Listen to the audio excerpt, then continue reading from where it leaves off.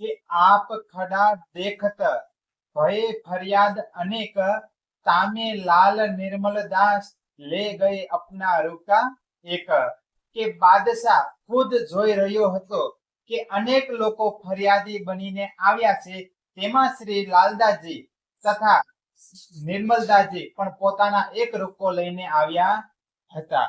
તો અહીંયા જે મારા મમ્મીએ વાત કરી હમણાં કે રાજા પાસે સંદેશો ગયો, એ રૂપકો લઈ અને રાજાએ કીધું કે ભાઈ આ તમારી પાસે નાના નાના સેનાપતિ હોય ને કે તમારી પાસે આવ્યા છે આ, પણ તમે કોઈ જવાબ એનો આપ્યો નહીં. તમે આ જવાબ મારી પાસે પણ ન પોગાડ્યો હોય કે તમે, એટલે એમાંથી શું કર્યું, એકને હટાવીને બીજાને ત્યાં બેસાડી દીધા. અને રાજાએ કીધું, ઔરંગઝેબ રાજાએ કે જાઓ ગામમાં એલાન કર્યા હોય કે આ રૂપકો જેને સોટાડ્યો હોય એ મને નમાઝમાં મસ્જિદમાં જ્યાં નમાઝ પડવા જાય ત્યાં કે આવીને મને મળે કે પત્રની સાથે. તો ત્યાં જઈને કે ને સેનાપતિ હોય એમાં ખટપટ તો હાલતી જ હોય, કેમ કે આની એકને રજા આપી દીધી ને એટલા માટે એને ગાદી બધી હટાવી દીધો રાજાએ. તો એને એમ કીધું કે એવું કામ કરવાનું છે કે આપણે કોઈ વાતમાં આવવા જોઈએ નહીં. સેનાપતિ એવું કર્યું કે ત્યાંના રાજાએ સામાન્ય. તો એને અહીંયા જઈને કીધું કે જે રૂપકો દેવા આવે ને જયારે નમાઝની અંદર, તો આપણે કે રૂપકો રાજાને વસાવવાનો નહીં, લઈ લેવાનો, ફાડી નાખી દેવાનો.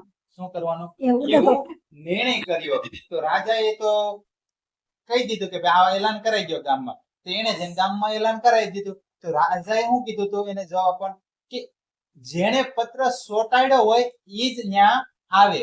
પણ અહીંયા વાતને ફેરવીને એમ કહેવરાવે કે જેની ફરિયાદ હોય તે પત્ર લઈને આવે. તો ન્યા કેટલા બધા ફરિયાદી તો જાજા હોય ને, તો ફરિયાદ કરવા જાજા બધા આવી ગયા. એક તો આવે ને એમાં શ્રી લાલદાસજી મહારાજ ગયા ફરિયાદ લે, પણ એટલા બધા હતા. તો રાજાને પણ એમ થયું કે મેં તો એકને જ કીધું હતું, બધા કઈ રીતે આવી ગયા.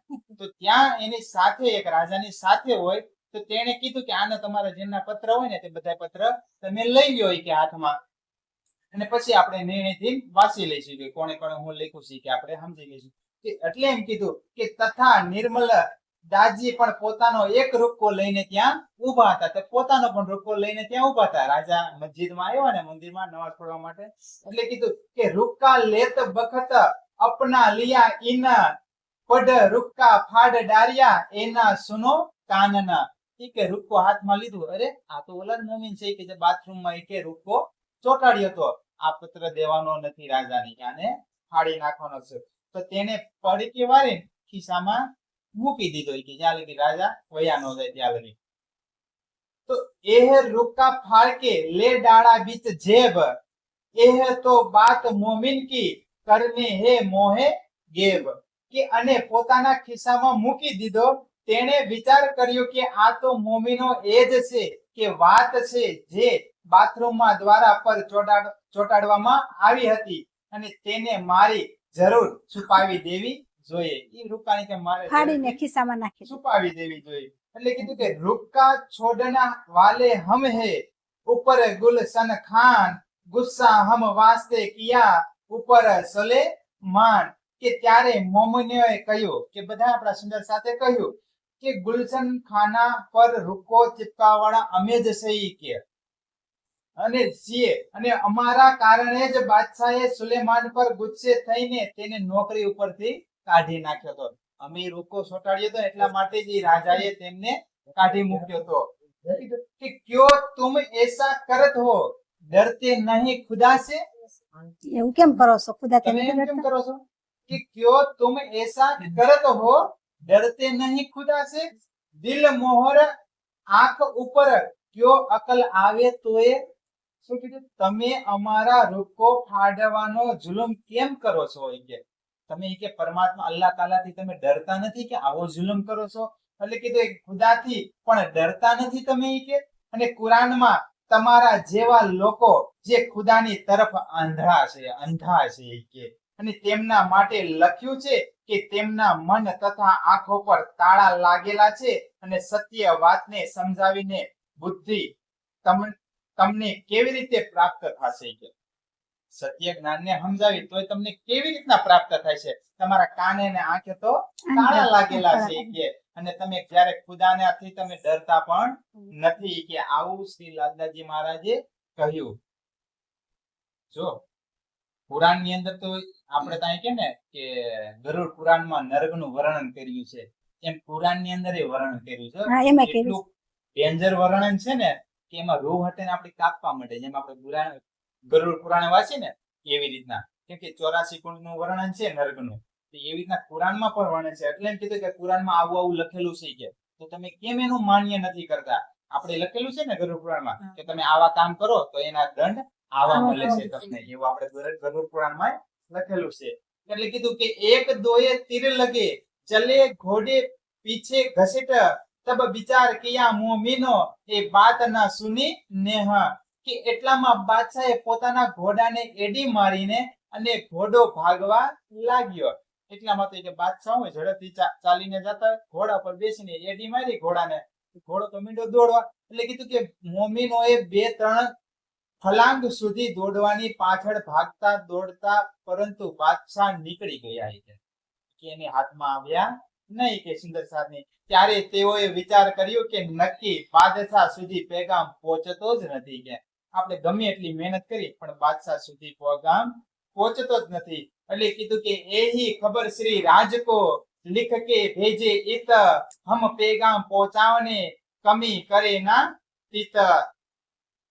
કે ત્યારબાદ તેમણે શ્રીજીને ચિઠ્ઠી લખીને મોકલાવી કે અમે બાદશાહને પેગામ પહોંચાડવા માટે કઈ પણ ખામી રાખી જ નથી. અમે ન કરવાનું એટલું કાર્ય કર્યું બાદશાહને પેગામ પહોંચાડવા માટે, પણ અમે કાંઈ પણ ખામી રાખી નથી. કે એવો પત્ર શ્રી પ્રાણનાથજી મહારાજને લખીને મોકલ્યો. जिन बात हम गए सब लिखे भेजे बितक पर हम इनको न छोड़े ही तुम सिर पर खड़े हो हक.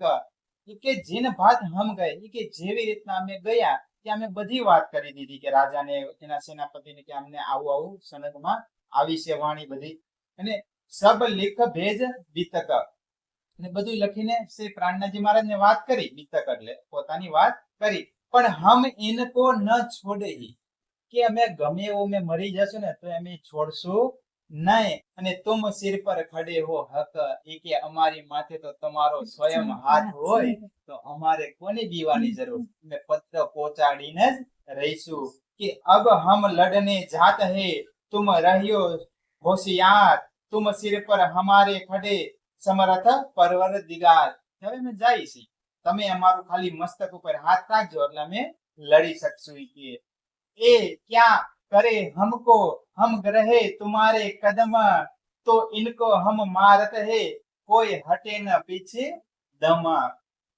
કે જ્યારે અમે આપના શ્રી ચરણોના સહારો લીધો છે તો બાદશાહ અમારું શું બગાડી શકે? આપણે પરમાત્માનો આશરો લઈ લીધો એકવાર તો દુનિયાની કોઈ પણ વસ્તુ આપણું કઈ બગાડી શકે નહીં. પણ અહીં મહામતી શ્રી પ્રાણનાથ સ્વામી આપણે કહેતો છે બગાડી ન શકે. એનો મતલબ એવો નથી આંધળા આવી જવું, આંધળા નહીં આવી જવાનું. અહીંયા બધું સમજીને જ કાર્ય કરે છે, કોઈ અંધવિશ્વાસ જેવું કરતા નથી. સ્વયં પૂર્ણ બ્રહ્મ પરમાત્મા બેસીને વાતચીત કરે છે, સમજાવે છે, તો પ્લાનિંગ સાથે વાત કરે છે. કોઈ એમનું કરે છે જાઓ તમે જલ્દી ખુલ્લી સાથી તમે જાઓ એવી વાત કરી નહીં. શું કીધું? રૂકો ચોટાડવામાં શું કીધું? કે બહુ સાવધાનીથી નકર તમને મારી પણ નાખે. કે સાવધાનીથી તમારે ચોટાડવાનો છે. તમે એમ કે મારી ઉપર સિર પર હાથ છે તમે ધોડા જાઓ, એવું કાર્ય નથી કરવાનું. એ કે પરમાત્મા તો તમને બક્ષિસ આપે જ છે, પણ એટલે તમારે સાવચેતીથી થઈને તમારે જવાનું છે. એટલે કીધું કે શ્રી રાજપાતી लिख के भेजा तुरंत जवाब तुम आकले न होयो मैं आवत हो सीता. ત્યારે પત્રમાં શ્રી રાજજી મહારાજે લખ્યું સામેથી પાછો પત્ર, તમે ટેન્શન ન લો કે ઉપાધિ ન કરો, હું હમણાં જ આવું છું. પછી આપણે નવી યોજના બનાવીને આપણે ફરીથી પત્ર કઈક વાતચીત કરીશું. ને પાતી પહોંચી આય કે મિલે પાસી સબ સાથ રાહ દેખે શ્રી રાજ કી યહાં લીને દજ્જાલ સો બાદ.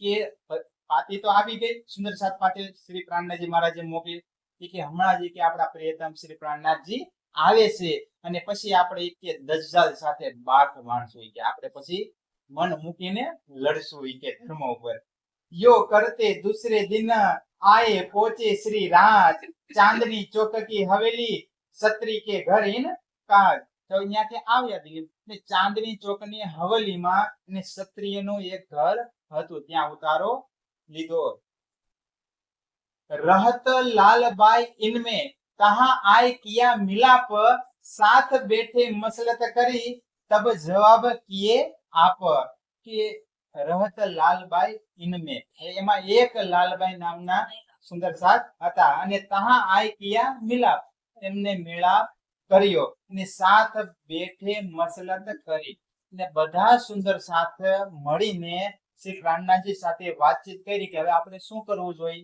એવી રીતના નિર્ણય લીધો હવે અહીંયા તો સ્વયં પૂર્ણ બ્રહ્મ પરમાત્મા અક્ષરાતી શ્રી કૃષ્ણ બેઠેલા શ્રી પ્રાણનાથજી મહારાજની અંદર તો નિર્ણય કોનો લેશે બધાએ સુંદર સાથનો લેશે કે હવે આપણે શું કરવું જોઈએ નકર એમને નહોતી ખબર શું કરવું જોઈએ હે આપણે પછી અહીંયા હોય મગજ લગાવી ને એ તો પરમાત્મા કહેવાતા તો એમ બધી ન ખબર હોય પણ નહીં શ્રી પ્રાણનાથજી મહારાજે આપણે પરમધામમાં શું કોલ કર્યો હતો કે અમે જાગી જઈશું કર્યું પણ જાગતા નથી જાગી એટલે મહામતી શ્રી પ્રાણનાથ સ્વામી તો જાગી ગયેલા જ છે આવીને બધાને જગાવી રહ્યા પણ એટલા માટે આપણા હાથે બધું કાર્ય કરાવી રહ્યા છે શું કરાવી રહ્યા તો ઘાય ઘા જાગૃત થાય શું થાય ખાલી એમનું કે બધે પ્રાણનાથજી કર્યા રાખે તો કઈ કઈ સમજમાં આવે નહીં કે પણ મને તો બધી સમજમાં આવે કે તમે જાઓ કે જગાવા એટલે તમને ખબર પડે કે તમે કોણ છો તમે ક્યાંથી આવ્યા છો તમારી ઉપર કેટલી મુસીબત આવે છે તોય તમારી રક્ષા કોણ કરે છે એટલે આવી બધી बतावा माटे समझावा माटे सुंदर साथ ની બધી વાતચીત સાંભળે છે कोई बात की फिक्र हमारे मन में नहीं जो डरे इन बात से एक तरफ जो जाए કે અમારા મનમાં કોઈ ફિકર નથી કે પ્રાણનાથજી મહારાજ ને કહે છે અને સુંદર સાથ બેઠા હોય ને તો એટલામાં કીધું કે જો કોઈ સુંદર સાથ ને ડર લાગતો હોય તો તમે સાઈડમાં વયા જાઓ કે મોતથી તમે બીતા હોય તો તમે કે સાઈડમાં વયા જાઓ તો તમે અમારી ભેગા આવતા નહીં તો અહીં બેઠા બેઠા ભજન કરો કે તો તમને ડર લાગતો હોય એટલા માટે કે પણ हमको एक हुक्म तुम्हारा दरकार और बात न जानही बिना तुम परवर दिगार કે અમને ફક્ત આપના હુકમનો જ ઇંતજાર છે તમે ખાલી હુકમ કરો એવા સુંદર સાથ હતા કેવાના કે અમે તરત કે મરી મિટવા માટે તૈયાર છીએ કે અમને બીજી કઈ ખબર નથી અમે તો માત્ર એટલું જ જાણીશી કે આપ અમારા ધામ ધણી પૂર્ણ બ્રહ્મ સચ્ચિદાનંદ છો બીજું અમે કઈ જાણતા નથી કે हम तो अपने वजूद को करे कुर्बान ऊपर इस्लाम हमको और न सुझे बिना करी यही काम कि हमारी ऊपर हम तो अपने वजूद करे कि અમે તો શ્રી નિજાનંદ સંપ્રદાય દિન ઇસ્લામે કાયમ ને પૂર્ણ કરવા માટે અમારે મિટવા તૈયાર છીએ કે પૂર્ણ કરવા માટે મરી મિટવા માટે તૈયાર છીએ કે અમે હવે તમે આ કાર્ય પાર પાડીને જંપીશું ભલે તેના માટે મરવું પડે કે ગમે ઈ થાય કે રાજાને તો જગાવવાના થાય જ છે એ રીતની વાતચીત કરી એટલે કીધું કે જોશ ઇનકા દેખ કે શ્રી રાજ ભયે ખુશાલ તબ દિલાસા દઈ વડી દેખ મોમીનો હાલ ને બધા સુંદર સાથે વાતચીત કરી તો જોશ આવી ગયો આપણે એમ કહેતા કે એકનો જોશ આવે બધાને જોશ આવતો હોય વાત થાય આવતો જ ન આવતો હા હા કરી જ નાખશું તમે આપણે કાર્ય પાડી દઈશું એવી રીતના બધાની અંદર જોશ આવી ગયો ને ઇनको देख आशिक ऊपर दिन इस्लाम यही बख्शिश हक की नाही और काम कि श्रीजीए श्री निजानंद संप्रदाय पर मरी फीटवा वाળા સાચા આશિક જોયા અને કહ્યું કે બસ આજ શ્રી રાજી મહારાજની મહેર છે કે કેવા સાચા આશિક જોયા ને એટલે કીધું કે આજ રાજી મહારાજની મહેર છે કે પણ તમે આવું મહાન કાર્ય કરી રહ્યા છો આ કાર્ય કરવાની શક્તિ અન્ય કોઈ પાસે હોતી નથી બધા સુંદર સાથ પાસે હોય છે આવી શકે નહીં હું તો મારું જ મન મોકલો હું તો પાછો વહી આવું હતી વહી આવું કે નહીં હે આપણે ન જવું આપણે તો ભાઈ હોય કે નહીં? પણ આવવાનું નહીં. નથી. ભલે ન્યા તો ન્યા શું છે, પત્ર પોગાડવો હે ને પોગાડી દેવાય. શું કરાય? ન્યા બીજું કાંઈ કરે નહીં. કરે તો હુંય કરે, મારી નાખે. બીજું કાંઈ કરે નહીં. ને મૃત્યુથી ડરવાનું નહીં. નહીં.